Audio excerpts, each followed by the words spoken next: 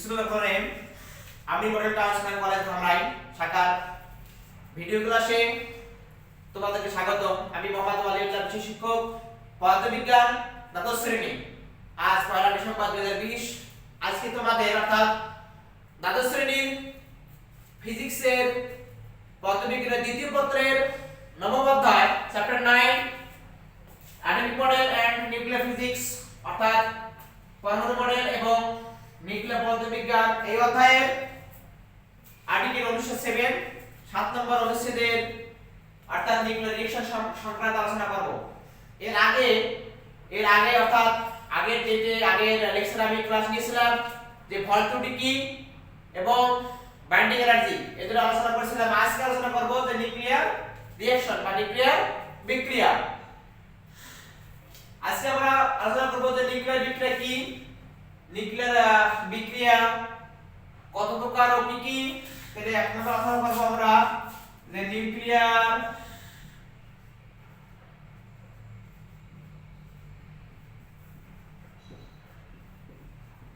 বিক্রিয়া কি। দুই নম্বর আলোচনা করব যে নিউক্লিয়ার বিক্রিয়ার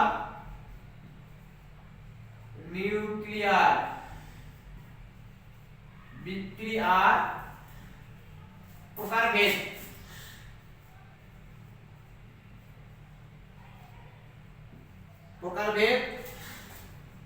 আর 3 নম্বর আলোচনা করা হবে যে উদাহরণ সহ নিউক্লিয়ার বিক্রিয়া ব্যাখ্যা।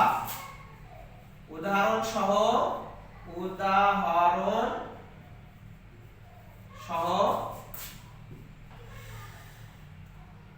নিউক্লিয়ার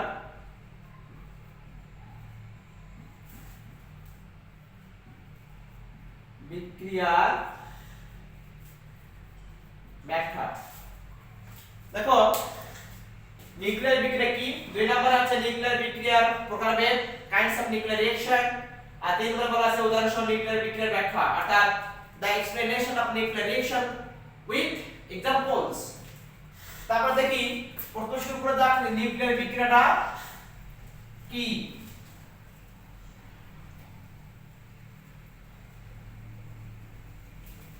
দেখো আমরা জানি যে অ্যালুমিনিয়াম যার পারমাণবিক সংখ্যা অ্যালুমিনিয়াম যার পারমাণবিক সংখ্যা আছে 13।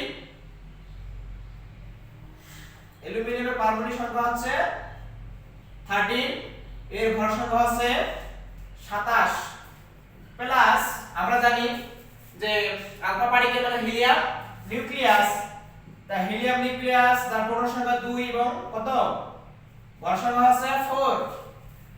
তাহলে এটা বিক্রিয়া করে তৈরি হবে সিলিকন, যার সিলিকনের পারমাণবিক সংখ্যা 14 এবং ভর সংখ্যা আছে কত 30 প্লাস হাইড্রোজেন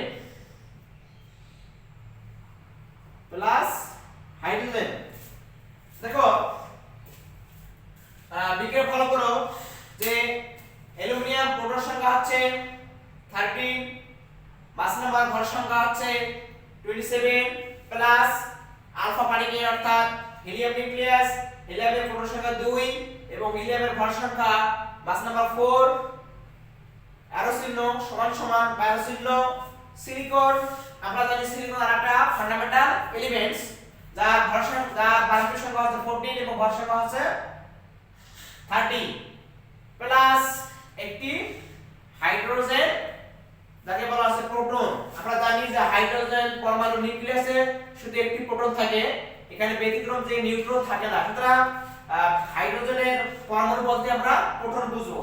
তাহলে হচ্ছে এই ইকুয়েশনে কি বলা হয় যে নিউক্লিয়ার রিঅ্যাকশন বা নিউক্লিয়ার বিক্রিয়া। এখানে দেখো ছিল অ্যালুমিনিয়াম, উৎপন্ন হলো সিলিকন অর্থাৎ একটি মৌল থেকে নতুন মৌলের সৃষ্টি হওয়া। এখানে হিলিয়ামকে বলা হয়, একে বলা হয় স্ট্রাইক, একে বলা আছে স্ট্রাইক পার্টিকেল পার্টিকেল বা আঘাতকারী কণা, একে বলা আছে আঘাতকারী কণা। দেখো অর্থাৎ যে পার্টিকেল বা যে কণা দিয়ে অ্যালুমিনিয়াম পরমাণু নিউক্লিয়াসকে আঘাত করা হবে তাকে বলা আছে স্ট্রাইক পার্টিকেল, তাকে বলা আছে আঘাতকারী কণা। এবং স্ট্রাইক পার্টিকেল বা আঘাতকারী কণা যাকে আঘাত করবে তাকে বলা আছে আঘাতকারী নিউক্লিয়াস। একে বলা হবে আঘাতপ্রাপ্ত নিউক্লিয়াস, একে বলা হবে আঘাতপ্রাপ্ত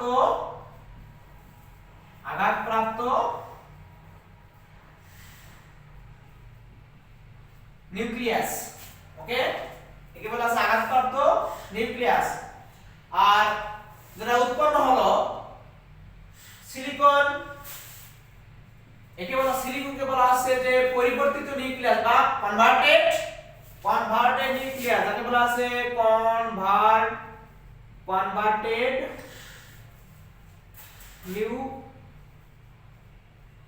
নিউক্লিয়াস, যা পরিবর্তিত নিউক্লিয়াস। আর একে বলা আছে যে রিলিজ পার্টিকেল। কি বলা হয়? একে বলা আছে রিলিজ কণা বা রিলিজ পার্টিকেল। ওকে, বা নির্গত কণা। আর কনভার্টেড নিউক্লিয়াসকে যে নিউক্লিয়ার ফ্র্যাগমেন্টস বলা হয়। এখন আমরা দেখলাম যে নিউক্লিয়ার বিক্রিয়াটি রাসায়নিক বিক্রিয়া থেকে ভিন্ন, কারণ আমরা জানি কেমিস্ট্রিতে আমরা দেখেছি যে রাসায়নিক বিক্রিয়ায় যে পরমাণুর নিউক্লিয়াসের ইলেকট্রনের গঠন অর্থাৎ কনফিগারেশন অফ ইলেকট্রনস, ইলেকট্রনের গঠনের পরিবর্তন হয়, কিন্তু নতুন কোনো মৌল বা মৌলিক পদার্থ উৎপন্ন হয় না। কিন্তু নিউক্লিয়ার বিক্রিয়া আমরা দেখলাম যে একটি বা এক ধরনের মৌলিক কণা বা মৌলিক পরমাণু বা মৌলিক নিউক্লিয়াস একটি আলফা পার্টিকেল ক্যাপচার করে শোষণ করে সম্পূর্ণ নতুন ধরনের, যাকে বলা আছে নিউ ফান্ডামেন্টাল এলিমেন্টস বা কনভার্টেড নিউক্লিয়াস, যাহা সিলিকন অর্থাৎ নতুন মৌলিক পরমাণু সৃষ্টি হয় এখানে বিক্রিয়া সিলিকন। আর তার সঙ্গে একটি পার্টিকেল উৎপন্ন হয়েছে যাকে বলা আছে রিলিজ পার্টিকেল বা নির্গত কণা, এখানে বলা হয় প্রোটন। এই বিক্রিয়ার সাধারণ রূপ হচ্ছে এই বিক্রিয়াটির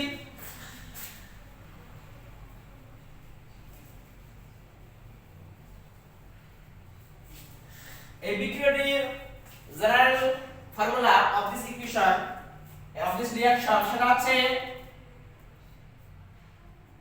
x plus a সমান সমান y plus b।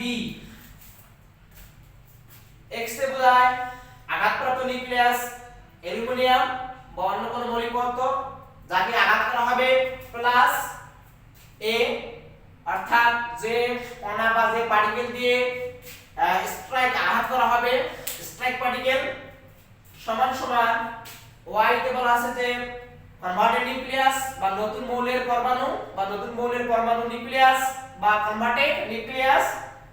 আর b কে বলা হয় যে রিলিজ পার্টিকেল বা নির্গত কণা, অর্থাৎ ওই বিক্রিয়ায় একটি কণা বের হয়ে যাবে, এটাকে বলা আছে এটা হচ্ছে general formula of nuclear reaction. এর আবার সংক্ষিপ্ত একটি রূপ আছে, তাকে বলা আছে x first bracket a b y। ওকে, দেখো x first bracket a b first bracket closed y, অর্থাৎ একে বলা আছে short form of this general formula of nuclear reaction, অর্থাৎ নিউক্লিয়ার বিক্রিয়ার সাধারণ সমীকরণের সংক্ষিপ্ত রূপ এটাই। এখান থেকে আমরা এই বিক্রিয়াটাকে লিখতে পারি যে x এর পরিবর্তে অ্যালুমিনিয়াম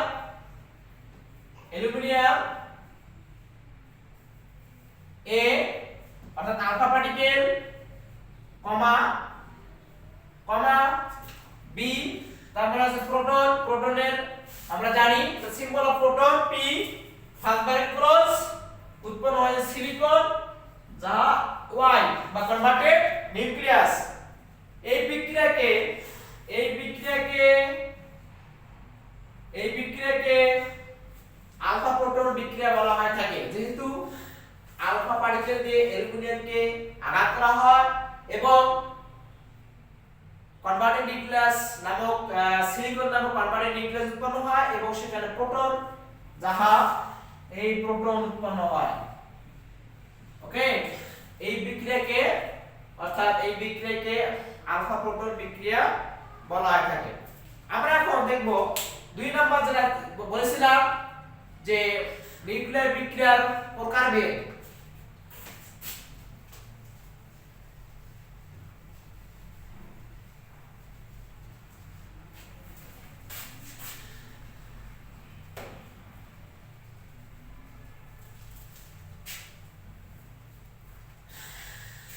দেখি যে 2 নাম্বার যে প্রকারভেদ নিউক্লিয়ার বিক্রিয়ার প্রকারভেদ। নিউক্লিয়ার বিক্রিয়া 2 ধরনের।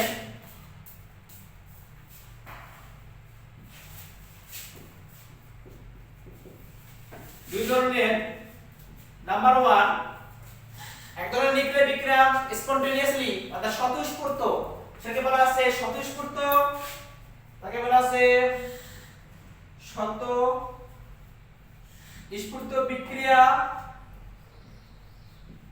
স্বতঃস্ফূর্ত বিক্রিয়া তাকে রেডিয়েশন বলা হয়, এটা আসে রেডিয়েশন, এটাকে বলা আছে রেডিয়েশন ন্যাচারালি। আরটা আছে যে আর্টিফিশিয়াল, সেটাকে বলা আছে কৃত্রিম বা আর্টিফিশিয়াল, একে বলা আছে আর্টিফিশিয়াল।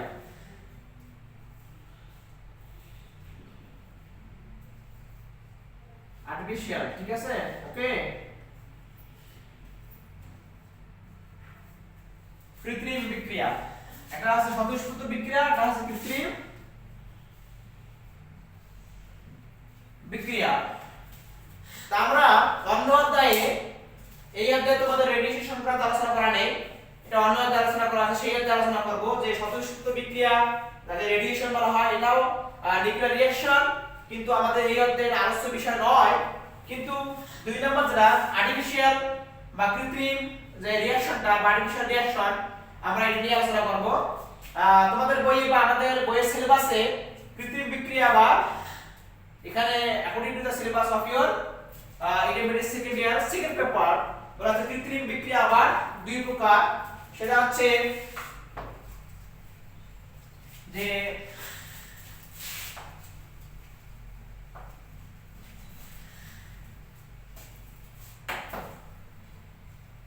একটা আছে ফিউশন,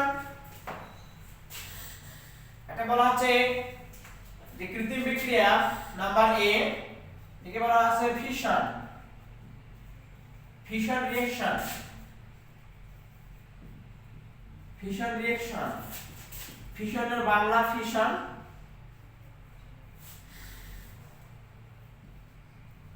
ফিশন বিক্রিয়া। আরেকটা বলা আছে বি নাম্বার যদি বলা হয় এটা হচ্ছে ফিউশন, এবিউ, ফিশন রিঅ্যাকশন বা ফিউশন বিক্রিয়া। তোমরা ভালো করে লক্ষ্য করো যে ফিউশন রিঅ্যাকশন ফ হিসি তারপর স আকার, আর এটা হচ্ছে ফ হিসি রসু,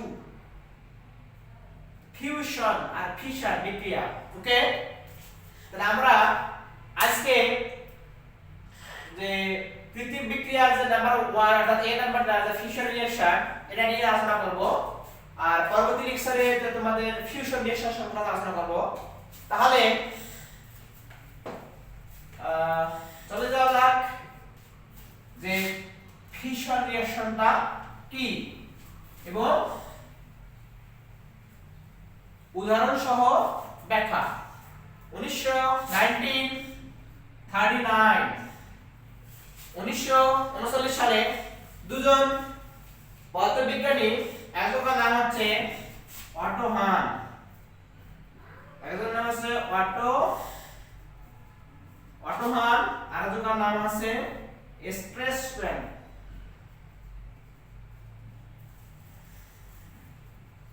এই দুজন বিজ্ঞানী, তোমরা দেখো যে 1939 সালে অটো হান এবং স্ট্রেসম্যান নামে দুজন পদার্থবিজ্ঞানী ওনারা একটি নিউক্লিয়ার রিঅ্যাকশন বা নিউক্লিয়ার বিক্রিয়া আবিষ্কার করেন, যেটাকে বলা আছে ফিশার রিঅ্যাকশন।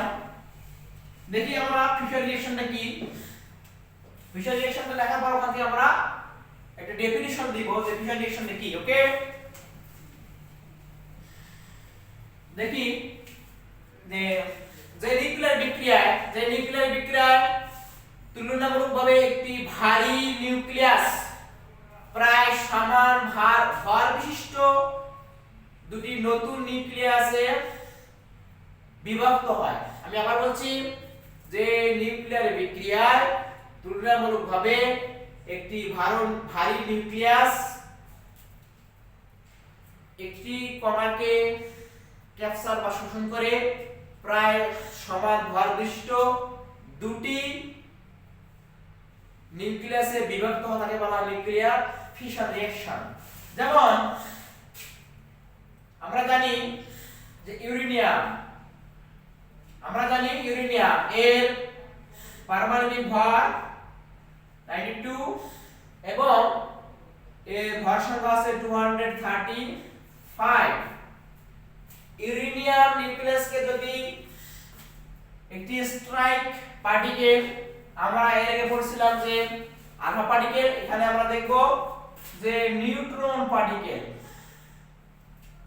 তাহলে একটি নিউট্রন পার্টিকেল দ্বারা যদি আঘাত করা হয় ইউরেনিয়াম, যার ভর সংখ্যা আছে 235, যদি আঘাত করা হয়, স্ট্রাইক করা হয়, তাহলে প্রথম স্টেজে ফার্স্ট স্টেজে এখানে ইউরেনিয়াম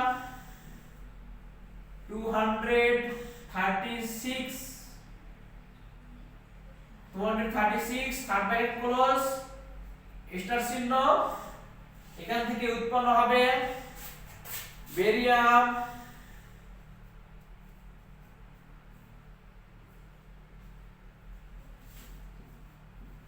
ক্রিপ্টন,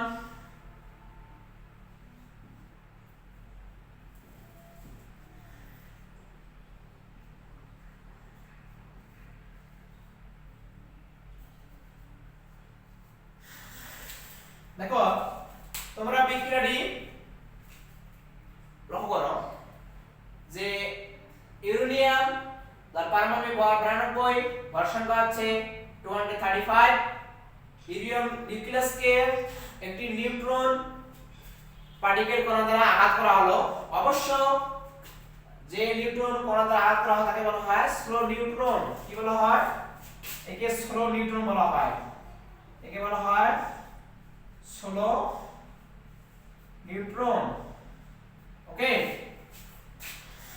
স্লো নিউট্রন যার শক্তি 0.025 ইলেকট্রন ভোল্ট আঘাত করা হয়, তাহলে ইউরেনিয়াম নিউক্লিয়াসটি একটি কম্পাউন্ড নিউক্লিয়াসে কনভার্ট হয়। কম্পাউন্ড, একে বলা হচ্ছে কম্পাউন্ড নিউক্লিয়াস, কি বলা আছে কম্পাউন্ড নিউক্লিয়াস। আর থার্ড ব্র্যাকেট ক্লোজ করে স্টার চিহ্ন, তার মানে হচ্ছে যে কম্পাউন্ড নিউক্লিয়াসটি খুবই এক্সাইটেড এবং অস্থিতিশীল, যার স্থায়িত্বকাল আছে, এই কম্পাউন্ড নিউক্লিয়াসের স্থায়িত্বকাল আছে 10⁻⁻12 সেকেন্ড। দেখো এর স্থায়িত্বকাল 10⁻⁻12 সেকেন্ড। এই সময়ের ভিতরে এই কম্পাউন্ড নিউক্লিয়াসটি ভেঙে যেয়ে প্রায় সমান ভর বিশিষ্ট দুটি নতুন মৌলের পরমাণু উৎপন্ন হয়। তোমরা দেখতে পাচ্ছো Ba অর্থাৎ বেরিয়াম, যার পারমাণবিক ভর 56 এবং ভর সংখ্যা আছে 141 প্লাস ক্রিপ্টন যার পারমাণবিক সংখ্যা 36 এবং এর ভর সংখ্যা হচ্ছে 92 প্লাস 3 নিউট্রন অর্থাৎ 3টি নিউট্রন উৎপন্ন হয়। এই নিউট্রনকে বলা হয় যে রিলিজ পার্টিকেল বা ফার্স্ট পার্টিকেল বলা হয়। এই নিউট্রনকে বলা হচ্ছে ফার্স্ট, একে বলা হচ্ছে ফার্স্ট পার্টিকেল বা ফার্স্ট নিউট্রন, একে বলা হচ্ছে ফার্স্ট নিউট্রন। ওকে, এর ভর আছে 1 থেকে 20 কিলো ইলেকট্রন ভোল্ট পর্যন্ত হয়ে থাকে। তাহলে আরটি যোগ 200 MeV অর্থাৎ 200 মেগা ইলেকট্রন ভোল্ট উৎপন্ন হয়। তাহলে দেখি রিভিউ দেই। ইউরেনিয়াম নিউক্লিয়াস একটি নিউট্রন 16 নিউট্রন দ্বারা আঘাত করা হলো, নিউট্রনকে ক্যাপচার বা শোষণ করলো, এটি কম্পাউন্ড নিউক্লিয়াস তৈরি হলো যার স্থায়িত্বকাল 10⁻⁻12 সেকেন্ড। এই সময়ের ভিতরে ইউরেনিয়াম দেখো এখানে কিন্তু 235 ভরের সঙ্গে নিউট্রনের ভর যোগ হয়ে কম্পাউন্ড নিউক্লিয়াস তৈরি হয়েছে অর্থাৎ যার ভর সংখ্যা 236। তাহলে উৎপন্ন হলো প্রায় সমান ভর বিশিষ্ট দেখো 141। বেরিয়ামের ভর সংখ্যা ক্রিপ্টনের হচ্ছে 92 প্রায় সমান নয়। তাহলে যে দুইটি যাকে বলা আছে নিউক্লিয়ার ফ্র্যাগমেন্টস, তিনটি নিউট্রন যাকে বলা আছে ফার্স্ট নিউট্রন এবং 200 মেগা ইলেকট্রন ভোল্ট এনার্জি। অবশ্য এই সূত্র ব্যবহার করে পারমাণবিক বোমা ব্যবহার করা হয়। তোমরা জেনেছো যে দ্বিতীয় বিশ্বযুদ্ধের সময় 1945 সালে জাপানের হিরোশিমা এবং নাগাসাকিতে যে পারমাণবিক বোমা নিক্ষেপ করা হয় সেটা যে লিটল বয় এবং ফ্যাট ম্যান, সেই দুটি কিন্তু বোমা অর্থাৎ নিউক্লিয়ার বোম এই সূত্রের মাধ্যমে কিন্তু তৈরি করা হয়েছে। এই সূত্রে একটি মানব কল্যাণে ব্যবহার করা হয়ে থাকে। যেমন নিউক্লিয়ার প্ল্যান্ট, আমাদের পাবনার রূপপুরে যে নিউক্লিয়ার প্ল্যান্ট হচ্ছে ওখানে কিন্তু এই সূত্র অর্থাৎ নিউক্লিয়ার ফিশন বিক্রিয়া ব্যবহার করে যে তাকে ভারী মৌলিক পদার্থ যেমন ইউরেনিয়াম থেকে বা প্লুটোনিয়াম থেকে আমরা ওখান থেকে তাপ পাবো, তাপকে কাজে লাগিয়ে টারবাইন ঘুরিয়ে আমরা বিদ্যুৎ শক্তি আমরা পেয়ে থাকি। এখন তবে সব সময় খেয়াল রাখবা যে নিউক্লিয়ার ফিশন বিক্রিয়ায় সব সময় যে ভেঙে বেরিয়াম এবং ক্রিপ্টন হবে তাও কিন্তু নয়, এবং সব সময় যে তিনটি নিউট্রন উৎপন্ন হবে তাও কিন্তু নয়। এখানে বেরিয়ামের জায়গায় জেনন, স্ট্রনশিয়াম, তারপর অ্যান্টিবডি এবং নিওবিয়াম, এবং সেখানে দুটা বা তিনটা বা চারটা পর্যন্ত নিউট্রন উৎপন্ন হতে পারে। কিন্তু প্রতিটি নিউক্লিয়ার ফিশন বিক্রিয়া অবশ্যই এটাই কমন থাকে অর্থাৎ 200 mega electron volt, 200 mega electron volt প্রতিটি নিউক্লিয়ার ফিশন বিক্রিয়া উৎপন্ন হবে, এটা কনস্ট্যান্ট। তবে নিউক্লিয়ার ফ্র্যাগমেন্টস অর্থাৎ নিউক্লিয়ার ফিশন বিক্রিয়া উৎপন্ন যে নতুন মৌলিক পদার্থ সেটা বেরিয়াম ক্রিপ্টন সব সময় সমান থাকবে না, কখনো জেনন, কখনো রেডন, কখনো স্ট্রনশিয়াম, কখনো অ্যান্টিবডি, কখনো নিওবিয়াম উৎপন্ন হতে পারে। এই ধরনের 90 ধরনের নতুন মৌলিক পদার্থ উৎপন্ন হয়। 90 there are 90 types of new nuclear fundamental elements will be created in each nuclear fission. ওকে, আমরা তাহলে আজকে এই পর্যন্ত শেষ করব। পরবর্তী লেকচারে আমি তোমাদের ক্লাস নিব, সেটা হচ্ছে তোমরা বাসায় দেখবা যে টপিকটা আছে পরবর্তী ক্লাসে যে টপিকে আমি ক্লাস নিব সেটা হচ্ছে দ্বিতীয় নম্বর যেটা বিক্রিয়া সেটাকে বলা আছে নিউক্লিয়ার ফিউশন। ভুল করিও না, একটা নিউক্লিয়ার ফিশন, এটা কিন্তু নিউক্লিয়ার ফিউশন। কতদিন তোমরা ভালো থাকবে, সুস্থ থাকবে, ভালোভাবে লেখাপড়া করবে, এই আশা ব্যক্ত করে আজ এখানেই শেষ করছি। আল্লাহ হাফেজ।